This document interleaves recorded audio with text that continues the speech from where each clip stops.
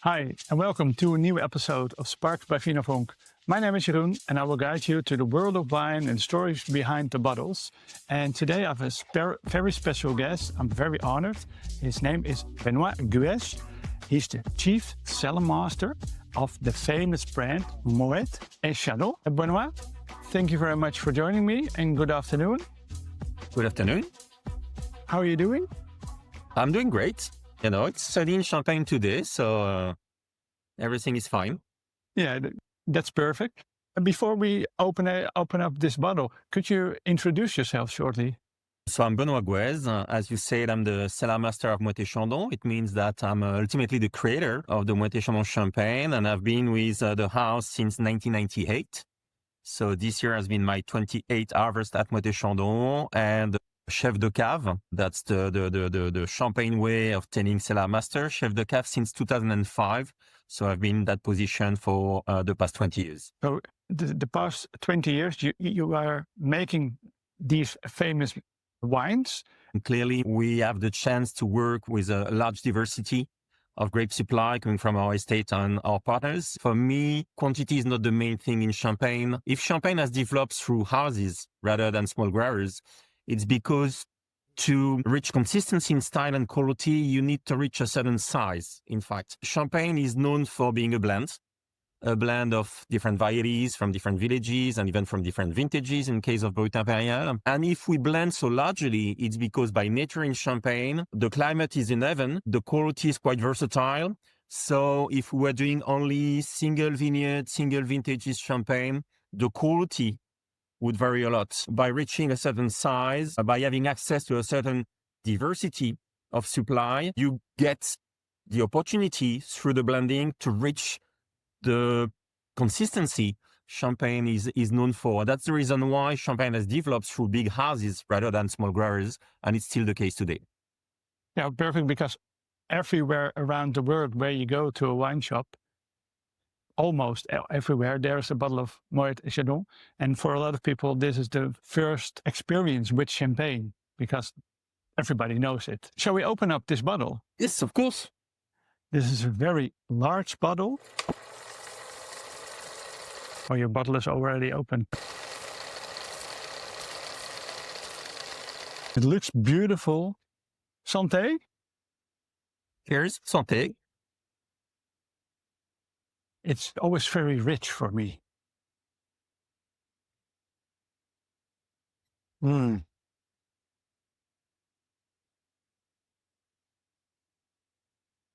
Mm.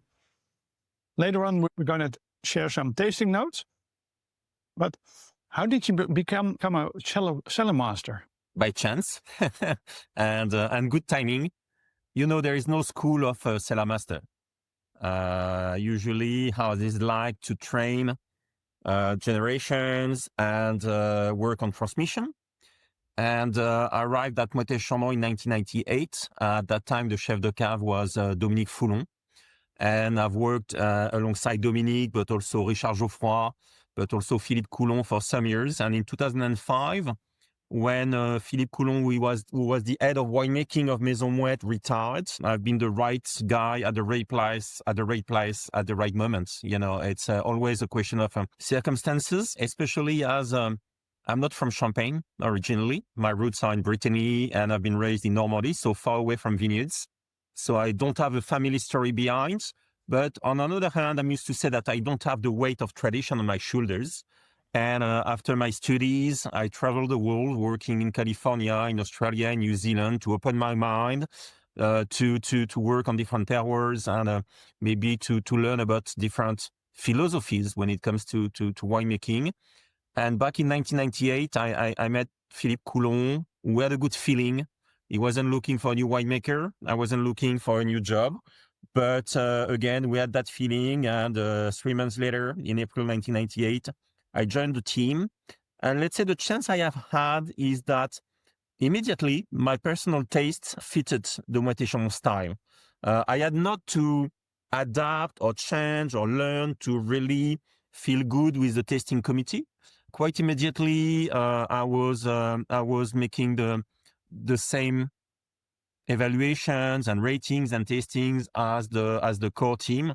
So it has been very helpful for me to really integrate the tasting panel. And when the day has come to be in the position of taking the job of cellar master, that is both about being a guardian of the tradition, the heritage, the style, the values, what we call the DNA, and the philosophy in winemaking, but also a guide, because Moët & Chandon has been founded in 1743.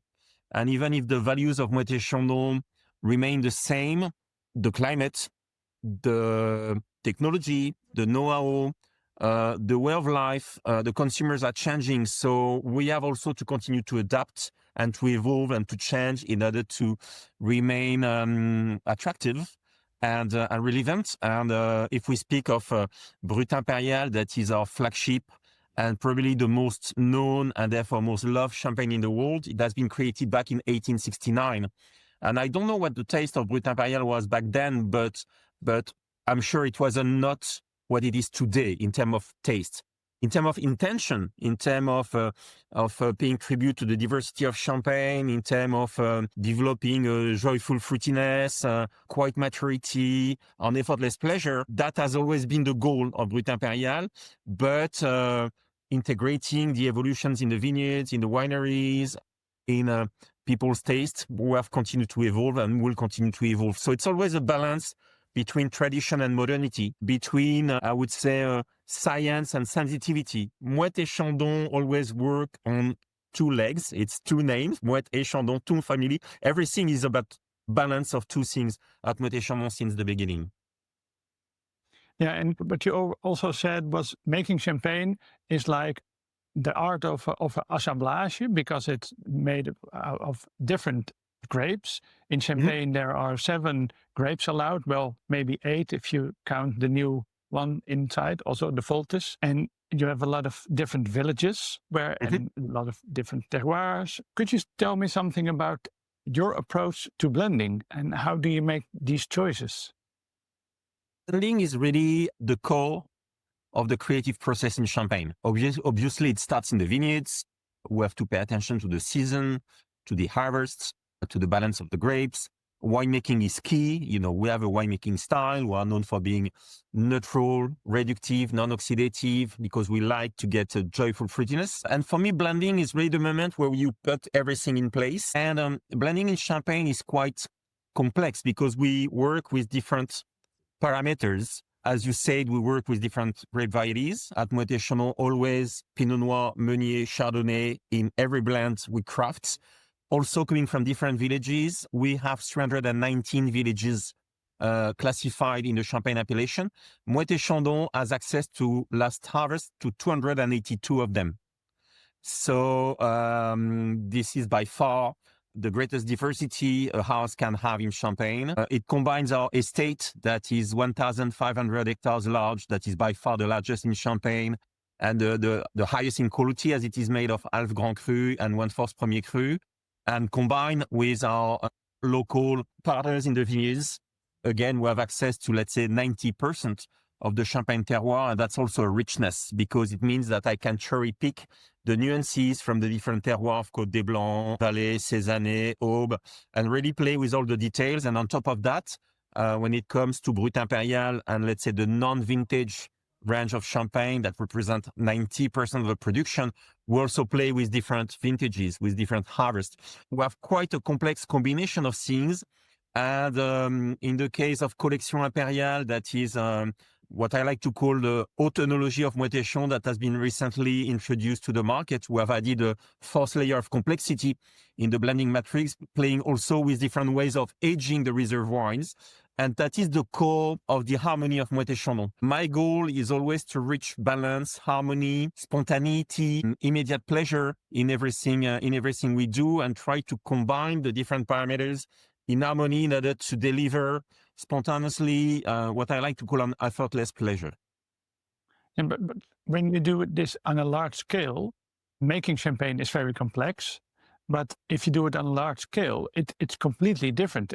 I always imagine when you are in the kitchen and you're trying to make a soup for like 4 person, and somebody asks, you, okay, next day, 400 or 4,000 people will have want your soup. How do you want going to do that? The same questions you have to ask yourself when you make No, champagne on a large again, scale. I believe that in Champagne, bigger is better. Being big is beautiful in Champagne. Again, if Champagne has developed over the centuries through houses rather than small growers, there are good reasons for that. Again, it's because our climate is quite uneven. So the quality we get year after year is quite uneven. And by having access to so much diversity of grape supply is the richness of Moët & Chandon, because again, I can really cherry pick the elements I need to craft a very complete blend. And for me, the difference between being industrial and artisanal is not so much the size, it's the mindset. It's how you approach the creation. I know a lot of small growers who are industrial in the sense that they repeat the same recipe year after year. They always do the same things. At Moët & Chandon, we don't have recipes, and I don't want to have recipes. I want to adapt to the quality we get in every single vintage in order to enrich the diversity I have at my disposal at blending, and really I want to play with that diversity. That's the heart of the harmony of Moët & Chandon. And to reach that, I need that quantity in terms of diversity. Diversity is more important than and more organized to reach to craft the final blends. Usually at the end of the harvest, we finish with 800 up to 1,000 individual base wines. Clearly, it's impossible to blend 400, 500 different base wines together. So we go step by step. Last week, we have started to taste what we call the base wines, or the clear wines coming from the harvest 2025. It's going to take us about 3 weeks to taste all of them. We taste every morning, every afternoon, usually 30, 35 base wines per session. We evaluate the quality and the potential of every base wine, because I insist on that it's not just about immediate quality, it's about the potential, because we need to keep some wines in reserves. We know that if we go for a vintage, the bottle will stay in the cellars for a minimum of 6 up to 7 years. So we need to anticipate how the wine is going to develop, and if a wine is too open too early, certainly it means it hasn't such a big aging potential, and so it should be used in blends that will rotate quite fast in the cellars. Once we have evaluated the quality and the potential of every single wine, and basically we do 3 tastings before we decide how to use a wine as a reserve, as a non-vintage blend, as a vintage blend. We are going to create what we call pre-blends. We are going to regroup Chardonnays of the same potential, Pinot Noir of the same potential. So from 800, 1,000 still wines, base wines, we are going to create 40, 50, 60 pre-blends. And it is from that pre-blends that we'll go for the final blend that will integrate maybe 10 to 15 pre-blends. So we progressively reduce the possibilities in order to make the final blend at a human scale, let's say. Yeah. And how do you, what kind of criteria do you have for being declared as a vintage? Like champagne made only of grapes from 1 year? For me, first of all, vintage is the exception in Champagne. Altogether, the vintages in Champagne represent no more than 10% of the Champagne production, and they are not made every year. So our priority is always Brut Impérial first, and vintage is second. The philosophy beyond Brut Impérial and vintage is slightly different. Brut Impérial is our timeless classic. It has to be consistent in style, in taste, in emotion, whereas the vintages are always bespoke creation. It's like sur mesure in couture. Every single vintage is unique, is individual. And let's say there are 3 criteria I'm looking for to select a wine for a vintage blend. First, maturity. You need to get kind of maturity, and there are different profiles of maturity in Champagne, but you need to reach a certain level of maturity in terms of fruitiness, sugar content, structure, balance with the acidity. So first, the fruitiness. Second, clean grapes. One issue we have in Champagne is that when we have a rainy climate, like in 2023, for instance, we can have some rot developing in the vineyards. that is never noble rot, it's more gray rot. And when we have that, we lose in purity, frankness, and aging potential. So perfectly clean grapes are needed. And on top of that, even if the grapes are ripe and clean, I'm looking for what I like to call a charisma. You know, the wines have to tell a special story. If they are just ripe and clean, that's not enough. They need to have a personality. They need to have a unique character. They need to speak to the emotion. I'm used to say that blending Brut Impérial is rational teamwork. Blending for a vintage is more personal and emotional. Sometimes people ask me, but why do you pick this wine or this one? Sometimes I'm even not able to explain. You know, it's my feeling, it's my experience, it's my intuition that that wine has something special. And to illustrate that, when I came to Champagne, I was coming from the south of France. I spent about 3 hours there working for cooperatives, and we're used to make wines to be drunk within a year. So I was always picking the wines that were the most expressive. So when I started tasting in Champagne, I did the same. I started to say, oh, that wine is more expressive, is more intense, it's richer, it's more tasty today. So I'm going to prefer that one. And Dominique Foulon was the chef de cave, did the opposite. And I realized that, and I come again on that idea of potential. If a wine is showing too well too early, it means that certainly its aging potential has started to be used. So the challenge in tasting based wines for Champagne is to be able to identify the potential, to taste wines that have some expression, but even more to give to give over time. So it's what I like to call the charisma, that potential for the future. Yeah, but how do you make the choice? Okay, this will be something for the cuvee, this is something for the vintage, and this one we need to have like in a reserve wine. How do you make that choice? Is that also about the feeling? No, there is more rationality behind. We know in the case of Brut Impérial, for instance, we know that I want to use wines coming from all over the Champagne region, because for me it's what is going to create the harmony and the balance and the consistency. I will always respect a balance of a large third of Pinot Noir, about a third of Meunier, and a smaller third of Chardonnay, because it is the way the 3 main grape varieties are represented in the Champagne vineyards. And Brut Impérial is the first ambassador of the Champagne as a whole, and I really want it to be a representative of the whole. And I'm looking for a certain profile of wines that will have that joyful fruitiness and that effortless pleasure that will give spontaneity when you taste it. Reserves and vintage are about the same level of quality. It's clearly wines with more identity, more character, and more and even more aging potential. The profile of the reserve wines are about the same as the vintage, but in the case of the reserve wines, I need to keep different profiles of reserves, because I never know what's going to be the profile of the next vintage, of the next harvest. So reserves are here to bring to the base year what the base year miss. For instance, if you have a base year that is very rich, the reserve should bring back some freshness. On the other hand, if the base year is fresh, the reserves might bring maturity, depth, intensity. So I need to keep a little bit. Reserves have to be seen as spices, you know, a box of spices where you're going to take the elements you miss in the base year in order to create the completeness. And I need to keep different profile. Whereas when I go for a vintage, I really want to craft something that is really unique and with a strong singular profile, with a more personal commitment to the vintage is more demanding. It's not about being consensual. It's not about being consistent. It's more about telling the story of the year and going for more personality, more character, and more emotional. Yeah. So the assemblage from this wine is not the same every year.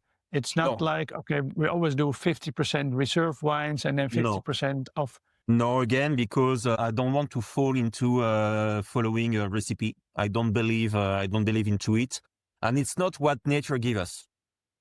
Each year is a different story. 2025 was my 28th harvest at Moët & Chandon.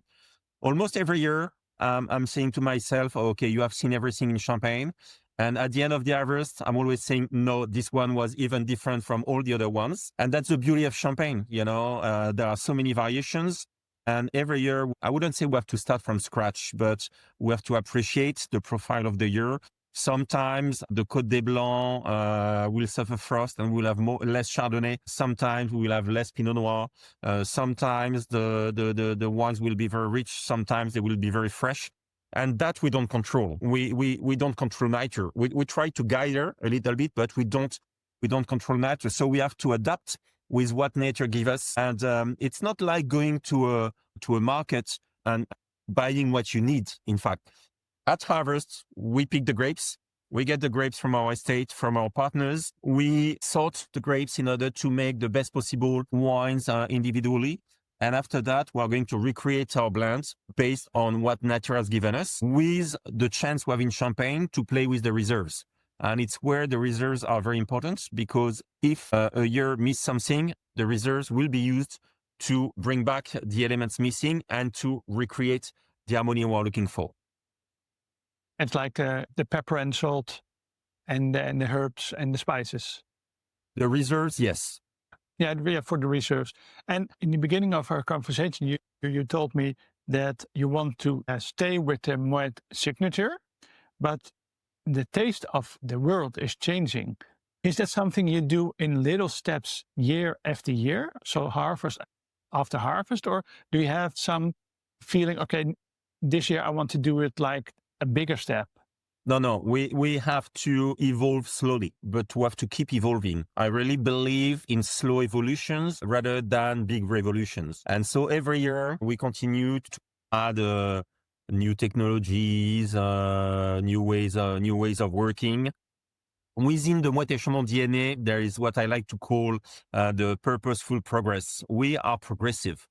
We like to go ahead, and we like to integrate innovations, new technologies, as long as it is for better quality or more sustainability. That's the reason why I say it's a purposeful progress.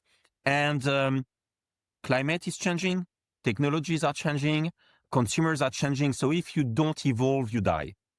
Okay, so it's for me super important to evolve, but at the same time, Champagne, and especially Brut Impérial, is known for its consistency.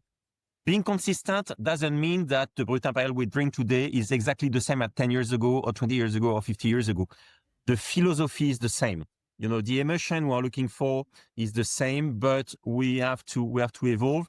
And just to illustrate one thing, we like to say that Moët & Chandon is about generosity. We like to please people at first sip. And I think that generosity 20 years ago is not the same as it is today. It's the things evolve. When I started in the industry, I was very impressed with rich, sweet, oaky wines from California, from Argentina, from the south of France. And today, because I have developed myself, I have matured, I'm more interested into wines that are lighter. And I think that globally in the world of fine wine, people are looking for finesse, elegance, and lightness nowadays. So that's also a reason why of the evolution of the balance of Brut Impérial. I want to keep the fruitiness, I want to keep the generosity, but to express it with more lightness and precision. You already told me something about innovation, the challenges, climate change. Do you have any current projects you're excited about, like the climate change, the sugar levels are getting higher, the acidity is getting lower? Maybe, could you tell me something about that? Yeah, in fact, it's interesting because in a way you resume the maturity to sugar content and acidity. That is right, but not enough. In fact, we find nowadays, and 2025 was a perfect example because it's been a warm harvest, a harvest that has started in August for the 7th time since 2003, when we never started the harvest in August in the 20th century. And we found that in such warm years influenced by global warming, we have a sort of a desynchronization of the different parameters of maturity. Sugar, acids, aromas, tannins don't come together with the same timing.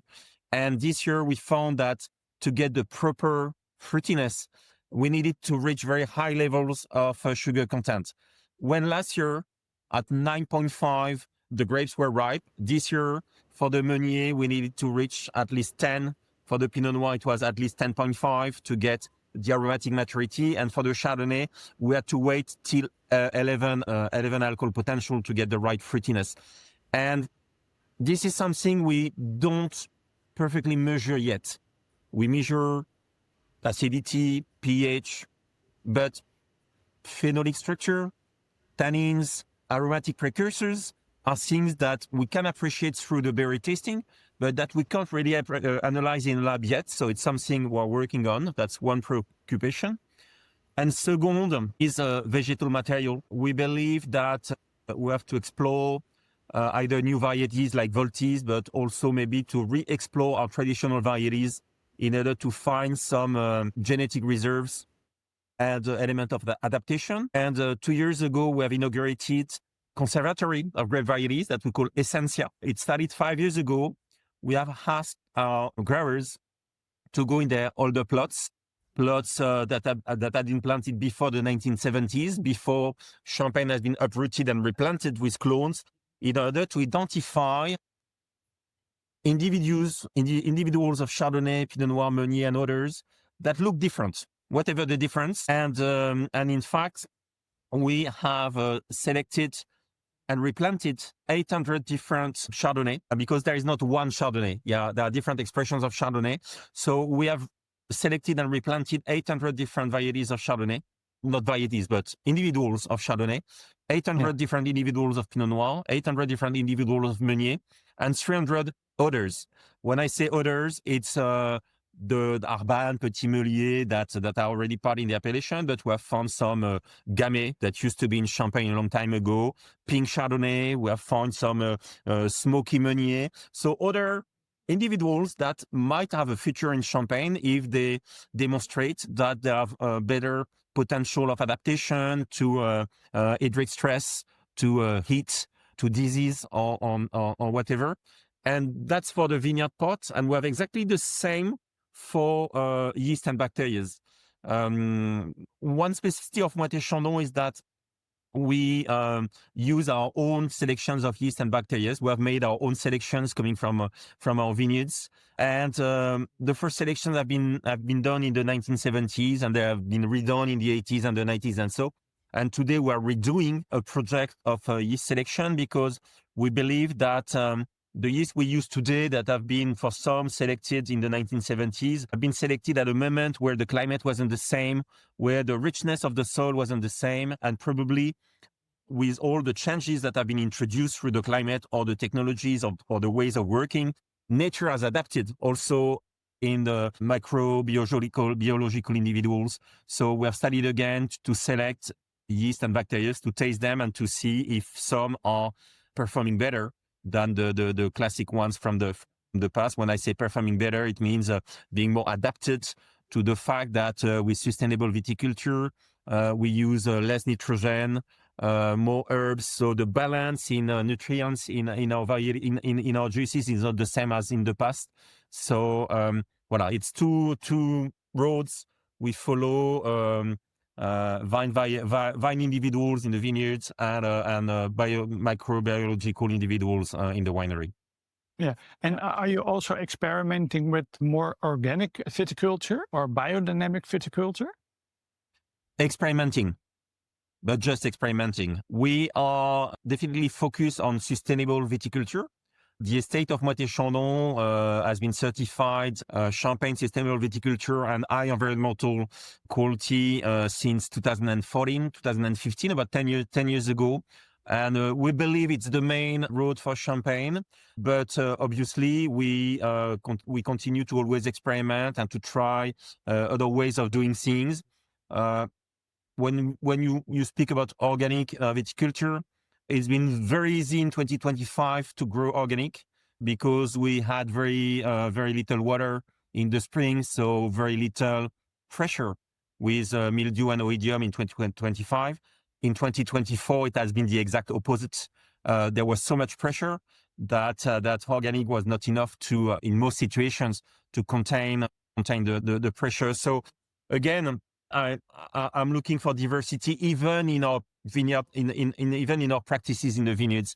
I don't think there is a perfect solution for all situations. We need to have a base that is again a sustainable viticulture in Champagne, and then when possible to try to go a little bit further, to try to do other things. And for that, we have introduced another program called Natura Nostra. Natura Nostra is about developing biodiversity in Champagne through planting trees and I don't know how to translate that, but to bring back the biodiversity in the vineyards, to connect the different ecosystem together, the different forests, the different rivers, and so in order to reintroduce more life in the vineyards. We have stopped using herbicides totally 3 years ago now in our vineyards. So our vineyards are fully planted with grass, and we have to relearn how to work the soils and find the right balance. And so again, we are not on recipes, but we're in a permanent evolution to experiment, to learn, to try, and to find the solutions that are the more adapted in one single context. During that experimentation and innovation funnels, did you experience something that you think, wow, this should be a new cuvée? Is there a new cuvée coming? Yes, there are new cuvées coming because when I say coming, it's experimentations at the moment. But for instance, I'm quite convinced that with the level of ripeness we reach in the grapes today, we should reconsider what we call Coteaux Champenois, the still wines from Champagne that used to be exceptions, and they will continue to be exceptions. Champagne is about bubbles first, but probably we have the opportunity to experiment a little bit more with still wines where we need to reach higher levels of maturity. But also, I continue to work on the Collection Impériale project that is about pushing the boundaries of blending by continuing to blend the varieties, the villages, the vintages. On top of that, working on different ways of aging the reserve wines in oak, on lees, in stainless steel, in order to really bring a fourth dimension in the blending matrix of Moët & Chandon, what I call the autonology of Moët & Chandon, like haute couture, that is about using the best ingredients, the best processes, creativity, and long time. Collection Impériale is a project I've been working for 20 years now. So the first creation has been launched 2 years ago, and in the years to come, there will be new creations from that autonology concept that will be released to the markets. Yeah, I'm really looking forward to that. Shall we taste this wine together? Yes, sir.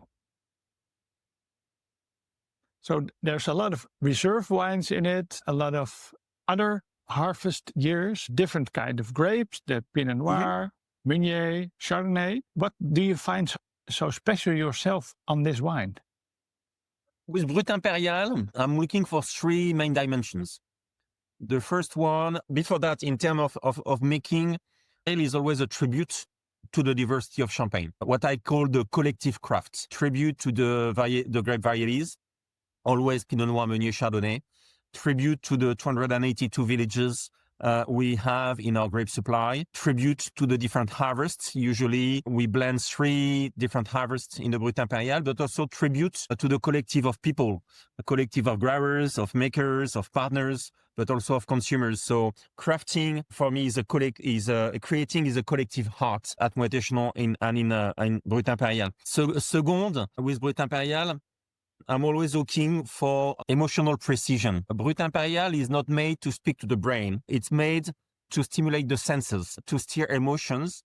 But I believe that for that, we need to be precise in everything we do. I always believe that a great wine is always a balance of science and sensitivity. Science, I'm engineer myself, I'm square, but I'm also a creator. I'm sensitive. So the square and the round are the 2 elements that I play with to craft all our champagnes. I believe that if you rely only on sensitivity with no technical base, you might make a great wine from time to time, but there is very little chance you can be consistent. On the other hand, if you only rely on technicity, you will lack emotion. You will lack the soul. So you need also to bring your sensitivity. And for me, it's a subtle balanced blend between science and sensitivity. And finally, the third pillar of our winemaking philosophy, I already told you, is the purposeful progress. In terms of style, again, 3 elements: joyful fruitiness. We are fruit driven. We want our wines to taste like the grapes that have been made of, as frankly, as purely as possible. Therefore, we have developed for decades now a neutral or reductive winemaking, where we really want to preserve the integrity of the grapes and to make wines that really taste like the fresh grapes they are made of, avoiding any kind of external contribution, no oak, no oxidation, no aromatic yeast, whatever could change the pure taste of the grapes. So we are fruit driven. And in the case of Brut Impérial, the universe of the fruit is white, yellow, green, apple, pear, fresh peach, with hints of flowers and citrus fruits, and a slightly vegetal, minty element for the freshness. But Champagne is not just about fruitiness; it's about fruitiness and maturity. It's about grapes and yeast, because if we mature our Champagne for years in the cellars, it's really to develop the autolytic character, to develop the yeasty character. And with Brut Impérial, I'm looking for what I like to call a quiet maturity, a maturity that is a bit understated, that will stay a little below the fruitiness, will come to enrich the fruitiness and to develop blonde flavors of brioche, croissant, fresh bread, fresh nuts, that will come, enrich, complement the fruitiness, but without overpowering the fruitiness. Fruitiness must be the key element. And finally, for the palate, I already told you that idea of effortless pleasure. We want to give pleasure to consumers. That's the motivational mission. We want people to be happy when drinking our wines, and that with spontaneity and immediate feeling. Brut Impérial, in fact, is quite complex to craft, but I don't want to sell that complexity. For me, it's my kitchen. It's the way we work with the team. For the consumers, I want Brut Impérial to appear with a certain simplicity. I really believe that that simplicity. Léonard de Vinci used to say that simplicity is the ultimate sophistication, and I really believe into that. With Brut Impérial, I'm looking for a sort of essence of the grapes, of the fruits, with nothing to add and nothing to remove.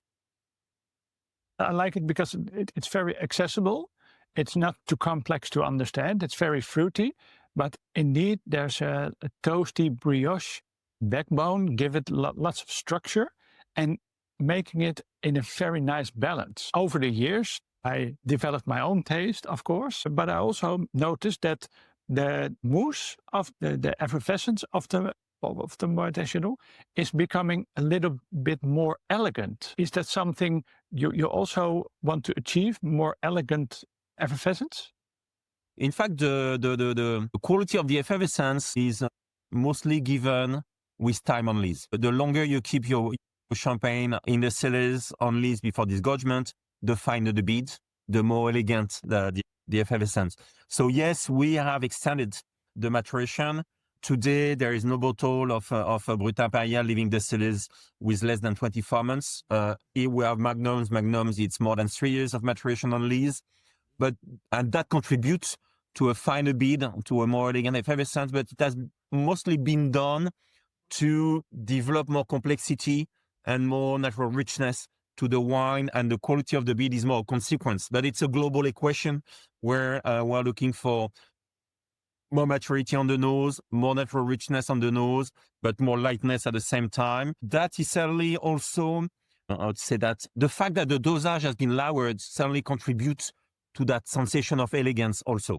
Now, when the dosage was higher, maybe the wine was maybe a little bit more sticky, and therefore the elegance of the foam wasn't as obvious as it is today. Yeah. And do you have a memorable bottle of yourself that you think, okay, when I think of a beautiful moment drinking this bottle, could you tell me something about that? I have many great moments. Obviously, there are some vintages that talk to me more than others. 2006, because it has been my first vintage blend as chef de cave. 2003 is a turning point for me also, because it's the first obvious year influenced by global warming. The first year we have harvested in August with grapes that were very ripe, very low in acidity. Most people in Champagne decided to give up and not to go for a vintage. We've decided to go for it. And it has really changed our mindset of how we approach the harvest. In the past, I have great memories of vintages like 1959 or 1921 that are absolutely, amazing wines coming from our library of vintages. But maybe one of the most emotional memory I have had was that was some years ago. I was checking our library of vintages in the cellars, and I found bottles of 1872 that were supposed to be white. On my cellar book, I had no notification it could be something else. But using a light to check the level in the bottle, I found that the wine was colored, but it could have been oxidized, or it could have been a Mar de Champagne, it could have been whatever. And at the occasion of the launch of the 2004 Rosé vintage, I decided to make a great vertical of Rosé vintages at Moët & Chandon, and we finished with some wine specialists to open one of the two remaining bottles of that 1872. And it happened to be a true rosé champagne with a high dosage, 100 grams per liter. That was classic at that time. And in fact, it was, it could have been very bad. And I had no B plan. I had only 2 bottles left. I opened one, and the other one is still in our cellars and will be never open. And when you open such a bottle from 1872, having no idea of what you could expect, and that you finally get a wine that wasn't perfect, but that was, I would say, emotional. The wine was still telling something, and all the people who had the chance to taste that wine had no reference to appreciate, but found that there was something still alive and still exciting and still emotional in that wine. Voilà. So, but anecdotes about champagne, I have many and many. Thank you very much for sharing this story. And thank you very much for your time. We are at the end of the episode. Benoit Gouès, Chief Cellar Master of Moët & Chandon. Thank you very much. I will enjoy this bottle. Thank you very much for joining me. This was a new episode of Sparks by Vinavonk. And see you next time. Santé. Santé.